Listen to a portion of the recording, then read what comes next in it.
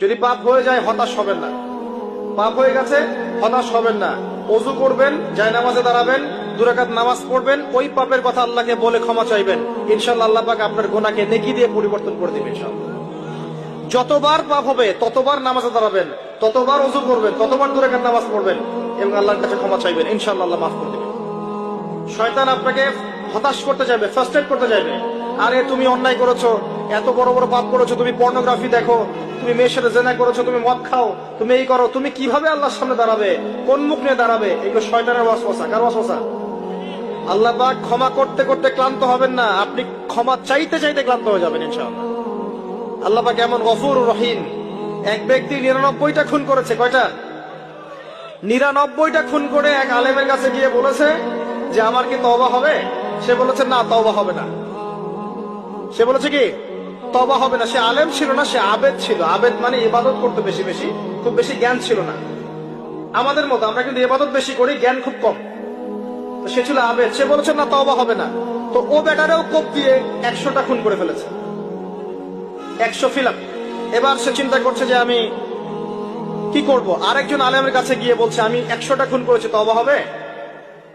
এই আলেম সত্যিকারের আলেম ছিলেন, তিনি বলেন হ্যাঁ তওবা হবে, তুমি ইস্তেগফার করো এবং এই এলাকা থেকে চলে যাও, অন্য এলাকায় গিয়ে থাকো, অন্য একটা এলাকায় গিয়ে থাকো, এখানে তোমার স্মৃতি জড়িত আছে, অন্য জায়গায় হিজরত করে গিয়ে থাকো। তো সে ব্যক্তি চলে গেল, যাওয়ার পথে তার মৃত্যু হয়ে গেছে। আর আল্লাহ পাকের ফেরেশতা চলে এসেছে, আযাবের ফেরেশতা এবং জান্নাতের ফেরেশতা, তারা নিজেদের মধ্যে এখন তর্ক করছে কে রূহটা নেবে, আত্মাটা কে নেবে।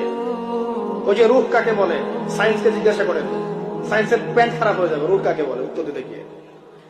এখন আল্লাহ পাক এই বান্দাকে মাফ করতে চাচ্ছেন, তিনি কি করলেন? আল্লাহ পাক কৌশল করলেন। তিনি বললেন জমিনটা মেপে দেখো, ফেরেশতারা তোমরা জমিন মেপে দেখো, সে যেখান থেকে বের হয়েছে সেখানকার দূরত্ব বেশি না যেখানে যাচ্ছিল ওখানকার দূরত্ব বেশি। এবং আল্লাহ পাক জমিনকে আদেশ করলেন এই জমিন তুমি লম্বা হয়ে যাও। জমিন আল্লাহর আদেশ শোনে না?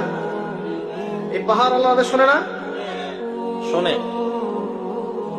পাহাড়ে যা হচ্ছে, আল্লাহ রাব্বুল আলামিনের গজব চলে আসলে এই পাহাড় দেখবেন মানুষের উপর গজব ফেলবে ইনশাআল্লাহ তাআলা।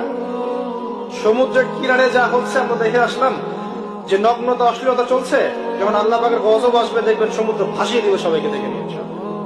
আল্লাহর আদেশ যখন চলে আসবে প্রকৃতি আল্লাহর কথা শুনবে। জমিনকে আল্লাহ বললেন লম্বা হয়ে যাও, জমিন লম্বা হয়ে গেল।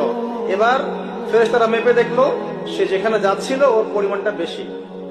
আল্লাহ পাক বললেন ওকে মাফ করে দাও, ওকে মাফ করে দাও। 100 খুন করেছে। কত খুন? এটা বলে আপনাকে আমি খুন করতে উৎসাহিত করছি না।